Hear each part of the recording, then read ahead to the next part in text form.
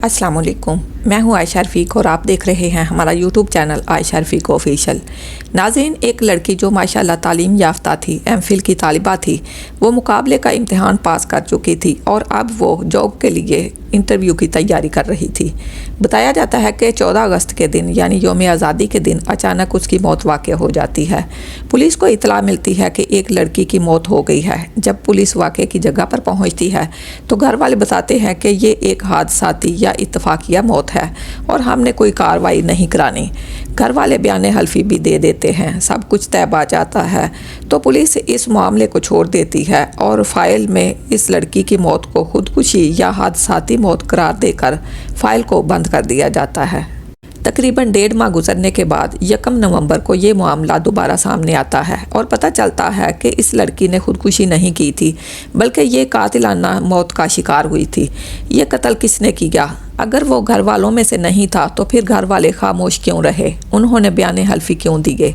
ये केस किसने अदालत तक पहुंचाया? किसने FIR करवाई?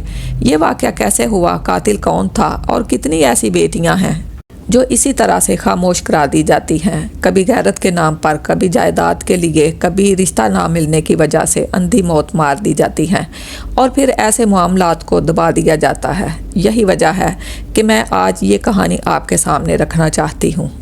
हमारे मुल्क की एक पढ़ी लिखी, मुस्तकबिल में शायद 17 ग्रेड की ऑफिसर, सरकारी मुलाजमत पाने वाली लड़की को किस बेदर्दी से मारा गया और फिर उसे कैसे छुपाया गया, इसमें कौन कौन शामिल था, ये सब आज आपके सामने रखा जाएगा और फिर इस पर कुछ बात भी होगी। मकतूला का नाम अतीका अजहर था और इसकी उम्र तकरीबन 24 साल थी। वाक़या 14 अगस्त को पेश आया और ये वाक़या चीचा वतनी के एक ज़मींदार घराने में हुआ। इसके बाद 1 नवंबर को इसकी छोटी बहन ने FIR करवाई। FIR में छोटी बहन ने लिखवाया कि 14 अगस्त के दिन मेरी बहन अपने कमरे में बैठी इंटरव्यू की तैयारी कर रही थी कि इसी दौरान मेरा कज़न और उसके वालिद हमारे घर आए और अचानक वो अतीका के कमरे में दाखिल हो गए। छोटी बहन ने FIR में ये भी लिखवाया कि मुलजिम जो मेरा कज़न है उसने अपनी पिस्तौल निकाल कर अतीका पर तान ली और कहा कि तुमने मेरे रिश्ते से इनकार किया, मैं तुम्हें ज़िंदा नहीं रहने दूंगा। इसी दौरान दूसरे मुलजिम यानी इस लड़के के वालिद ने भी फायर किया जो अतीका के हाथ से होकर सीने में जा लगी गोली। FIR में इल्ज़ाम ये है कि वजह ये थी कि मेरी बहन आला तालीम याफ्ता थी जबकि मुलजिम नाख्वानदा था, बिल्कुल भी पढ़ा लिखा नहीं था और जब उसने रिश्ता मांगा तो अतीका ने साफ इनकार कर दिया जिस पर उसको कत्ल कर दिया गया। छोटी बहन ये भी कहती है करीबी रिश्तेदार यानी ददियाल वाले ये चाहते थे कि रिश्ता खानदान में ही किया जाए मगर नाकामी पर उन्होंने अतीका को कत्ल कर दिया। मकतूला के वालिद का नाम मजहर हुसैन है। पेशे के लिहाज से वो काश्तकार बताए जाते हैं। बताया जाता है कि इनकी बेटी ने लाहौर की एक प्राइवेट यूनिवर्सिटी से MPhil का इम्तिहान दिया था और सरकारी मुलाजमत की कोशिश कर रही थी। उन्होंने कहा कि बेटी ने 17 जुलाई को मुकाबले का लिखाई वाला इम्तिहान पास किया और अब वो इंटरव्यू की तैयारी कर रही थी। कुछ अरसे से अतीका की बड़ी फुफो और उनके अहले खाना बेटे के लिए रिश्ता मांग रहे थे जिन्हें वालिदैन ने इनकार किया।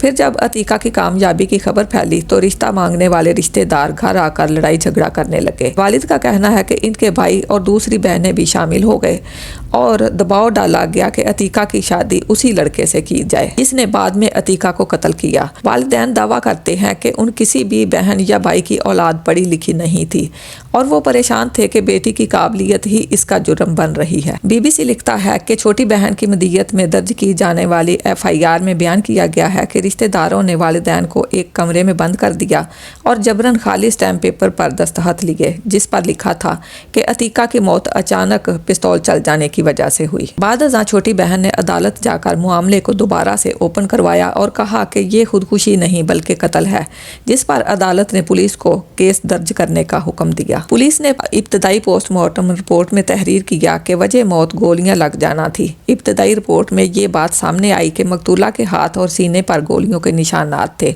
ये सवाल उठता है कि खुदकुशी करने वाला शख्स अपने ही सीने पर 2 बार गोली कैसे मार सकता है। पोस्टमार्टम में पता चला कि मकतूला को 2 गोलियां लगी थीं, एक बराह रास्त सीने में और दूसरी उसके हाथ से गुजरती हुई सीने में दाखिल हुई। इससे वाज़ेह होता है कि खुदकुशी का इम्कान कम है। पुलिस अहलकार बताते हैं कि जब घर वालों ने बयान हल्फी दे दिए तो वो मजबूर थे और उनके मुताबिक तफ्तीश आगे नहीं बढ़ सकती थी। ताहम पोस्टमार्टम करवाया गया और इसमें موت کا سبب گولیاں لگنا درج کیا گیا۔ SSP یا متعلقہ افسر بھی بتاتے ہیں کہ مقتولہ کے والد نے شروع میں خودکشی یا حادثاتی موت کہہ کر قتل کا مقدمہ درج کروانے سے انکار کیا تھا۔ پولیس نے بیانات اور حلف لے کر اور پوسٹ مارٹم کروا کر معاملے کی ابتدائی کارروائی کی، مگر جب لاش کو فوری طور پر بغیر اطلاع کے سول اسپتال لے جایا گیا تو کرائم سین تفتیش متاثر ہوئی، کیونکہ پولیس کا موقع واردات پر پہنچنا ممکن نہ ہوا۔ یہ واقعہ ایک افسوسناک مثال ہے کہ کیسے معاشرتی دباؤ، خاندانی مفادات اور خاموشی کے نتیجے میں ممکنہ قتل کو حادثہ یا خودکشی قرار دے دیا جاتا ہے اور کیس دبا دیا جاتا ہے۔ خوش قسمتی یہ ہوئی کہ مقتولہ کی بہن نے ہمت کی اور عدالت اور پولیس کے ذریعے معاملہ دوبارہ سامنے آیا، ملزمان گرفتار کیے گئے اور کہانی میڈیا میں بھی آئی۔ ہمارا مقصد اس ویڈیو کے ذریعے یہی ہے کہ ایسے واقعات پر بات ہو، آواز اٹھائی جائے اور انصاف کے لیے کوشش جاری رہے۔ ضروری ہے کہ ایسے قوانین اور ضوابط پر عمل درآمد یقینی بنایا جائے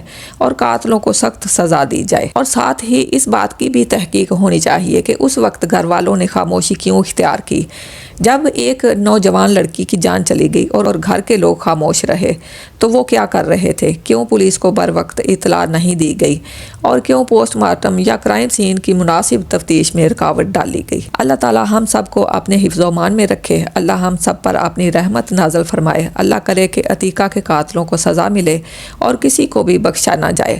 دعا ہے کہ اللہ تعالی عتیقہ کی مغفرت فرمائے۔ اس کے ساتھ ہی اپنی میزبان عائشہ رفیق کو اجازت دیجیے۔ اللہ حافظ۔